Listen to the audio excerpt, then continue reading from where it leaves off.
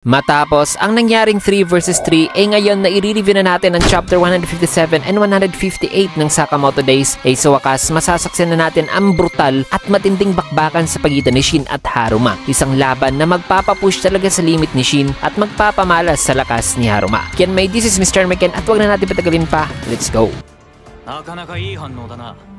Nagsimula ang chapter dito kay Shin na nagsasalita na sabing wala rong rules pagdating sa pagpatay. Na sa kanyang isipan ay sabi niya na nasabi niya raw ang mga salitang yan even though hindi na raw siya isang assassin. May kita naman na tumayo na si Haruma matapos itong tumalsik sa suntok ni Shin, mga kaibigan, na sabing sinasabi mo yan kasi hindi mo na iintindihan. Tanong naman ni Shin na ano? Sagot naman ni Haruma, natuturuan kita kaya makinig ka ng maigi first year. Nasabi naman si Sipa ni Shin na first year. Paliwanag naman ni Haruma na ang rason daw sa kung bakit nagkikare daw talaga siya sa sports ay dahil sa unfair daw kasi kung basta-basta na lang daw siyang papatay ng tao. Tanong naman ni Shin na unfair, kaya paliwanag pa ni Haruma na kunwari ikaw at ako. Pagdating daw sa physical build, athleticism, talent daw pagdating sa pagpatay ng tao at charisma ay ang gap daw nilang dalawa ni Shin ay masyado rong malayo. At saka hindi rin daw siya nakakaramdam ng kasiyahan kung one-sided lang na pagpatay ang mangyayari. Kaya madalas na sinasabihan daw siya ng mga tao sa paligid niya na weird daw siya kasi iba kasi ang kanyang style ng pagpatay. Nasabi niya na ito raw ang kanyang estilo ng pagpatay na lumaban ng patas within sa rules ng sports. Bagay na napabigla naman kay Shin, nasabi sa kanyang isipan ano ba ang pinagsasabi nitong baliw na to. Kaya dagdag pa ni Haruma habang tinanggal na ang ulo ng isang statue na sabing so ang sinasabi ko rito ay dapat na magkaroon tayo ng magandang deathmatch. Kaya dito na binitawan ni Haruma ang ulo at naganda na ng isang sipa. Kaya sabi naman ni Shin na isang derechahang penalty kicks na maiiwasan lang daw talaga niya ng bahagi ang attacking to. Subalit may napansin naman si Shin nang may kita sa kanyang likuran ang dalawang sibilyan na nagtatago na sabi sa isipan ni Shin ng mga sibilyan na di nakapag-evacuate. Kaya dito na sinipa ni Haruma ang ulo na sabing pigilan mo to, goalkeeper. Nainis naman si Shin at naganda na habang nagcha-charge ng energy sa kanyang glove. Nang maya-maya pa nagawa nga niya makuha ang ulo pero masyado pa rin malakas ang impact at patuloy pa rin itong umiikot. Kaya iniinda ngayon ni Shin ang lahat ng to gamit pa rin ang glove, mga kaibigan. Nasabi pa rito ni Shin na di niya raw ito kayang pigilan.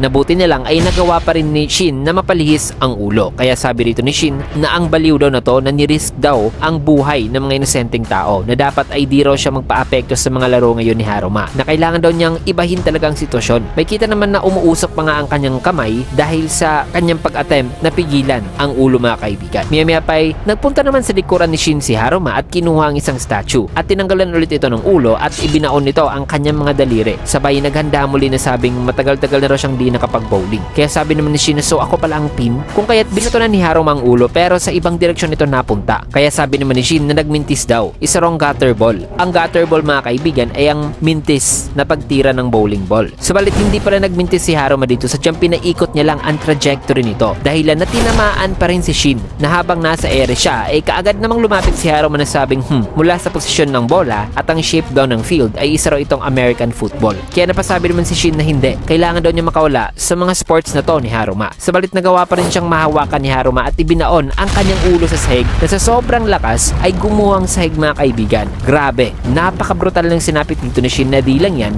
habang di pa nga tuluyang bumagsak si Shin at nasa ere pa siya ay nagsalita naman si Haruma na sabing naniniguro lang daw siya. Sabay in-spike niya ang isang tipak ng semento na direktang tumama kay Shin. Pinipilit pa rin naman ni Shin, mga kaibigan, ay hinto ang kanyang sarili mula sa atake. Subalit napunta rin siya dito sa tubig, mga kaibigan, at di na nakatayo pa. Nasabi naman sa kanyang isipan na hindi pa raw siya malakas para talunin itong kagaya ni Haruma. Pero nanang iniisip niya mga bagay na yan ay umalis na rito si Haruma na sabing magandang warm-up daw yun. Sabi naman dito sa isipan ni Shin na may tiwala raw sa kanya si Mr. Sakamoto kaya kahit na ano rang mangyari gagawin niya ang lahat. Pero ano raw kaya ang kanyang kayang gawin dito? Na sa kanyang pagdilat may napansin naman siyang isang bagay na nasa ilalim ng concrete, mga kaibigan. Kaya sinigawan niya rito si Haruma na sabing hoy, di pa tayo tapos. Kaya sagot naman ni Haruma na so may determinasyon ka pa pala. Pero oras na kasi para sa mercy rule. Kasi ang gap daw ng kanilang score ay masyadong malaki na wala na raw chance pa kahit nga maitabla lang ni Shin ang score. Kaya sagot mo ni Shin na huwag mo naman akong patawanin. Tinatawag mo ba itong patas? Di naman sumagot si Haruma na sabi naman ni Shin na ang paraan daw ng paglaro ni Haruma na pinamimiligro raw nito ang mga buhay ng mga inosenteng tao ay ang pinaka-worst daw na violation sa lahat. Kaya tanong naman ni Haruma, so inaakusahan mo ako ngayon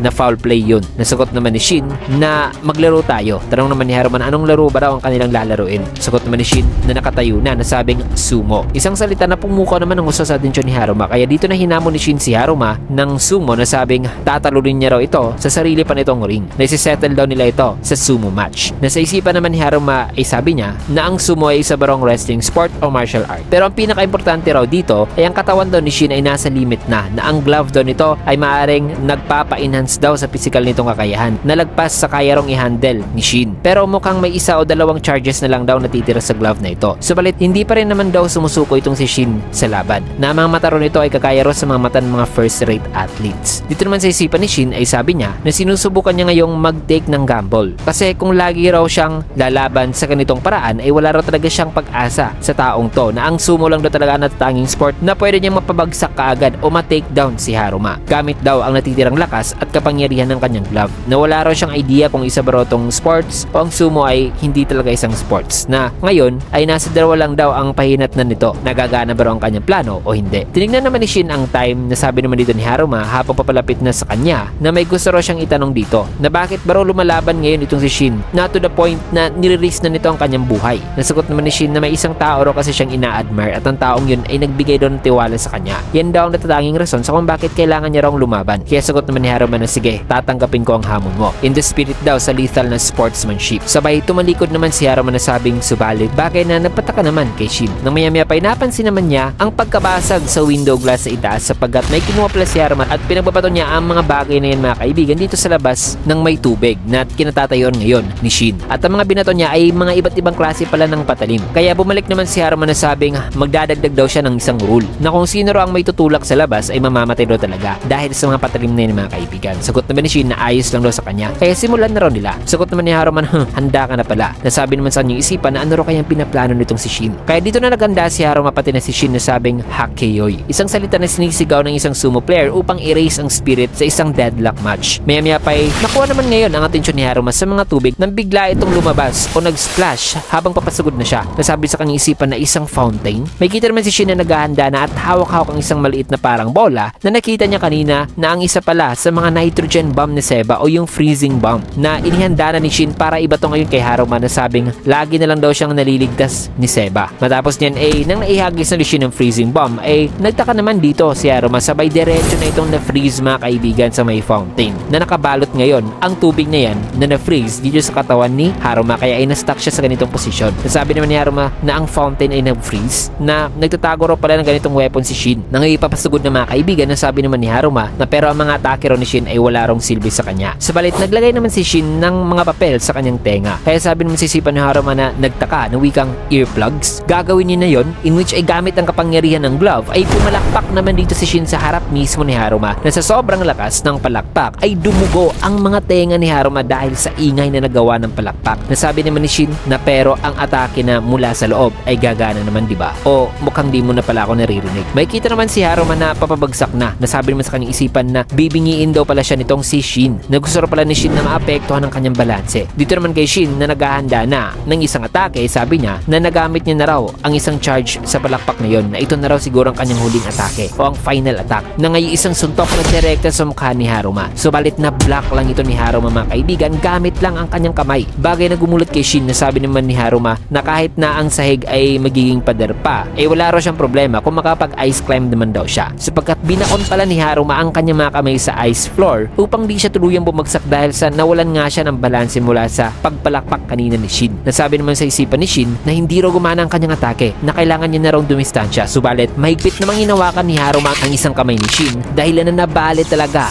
ang kanyang mga daliri. Napasigaw naman si Shin sa sakit. Nasabi naman ni Haruma na ang Nekodamashi ni Shin kanina ay gumana raw talaga. Ang Nekodamashi mga kaibigan ay isang sumo move na pang-distract sa kalaban at yun ay yung pagpalakpak. May kita naman si Shin na iniinda talaga ang sakit. Nasabi naman ni Haruma na di ka na makapaglakad niyan ng matuwid. May kita naman si Shin na nakatingin lang habang si Haruma ay naghahanda na ng isang pushing move mga kaibigan para kay Shin upang mailabas na niya ito sa kanilang malaring na fountain. Nasabi naman ni Shin sa kanyang isipan na kailangan ko siyang pigilan dahil kung hindi si Mr. Sakamoto ay kung kaya't nang lumakas na ang tibok ng puso ni Shin at sa kanyang isipan ay sumigaw siya ng sabing hinto.